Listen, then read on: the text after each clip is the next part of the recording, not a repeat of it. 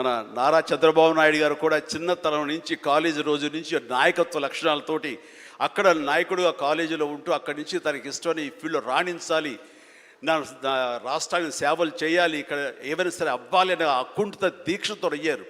ఆ రోజున రామారావు గారు ఉంటారని ఆయన పాలిటిక్స్కి వస్తారని కాదు, ఆయనకు మీద నమ్మకం ఆయన.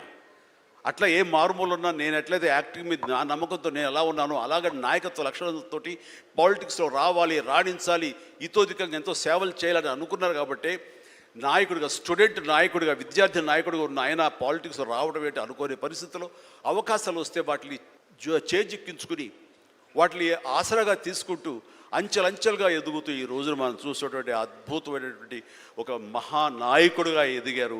ఆయన దిశానిర్దేశంలో, ఆయన నాయకత్వంలో హైదరాబాద్ దగ్గర నుంచి ప్రతి నగరం, అంటే ఫస్ట్ ఇండియాలో ఆఫ్టర్ బెంగళూరు మళ్ళీ అలాంటి ఐటీ నగరంగా, అంటే ఎంత విజనరీ అంటే ఫ్యూచర్లో ఇది డెఫినెట్గా ఈ రోజున మనం అనుకుంటున్నాం డిజిటలైజేషన్ ఆ రోజున అంత ఉధృతంగా లేదు, అలాంటి దాన్ని అవి తీరుతుంది ఆయన అన్నారే.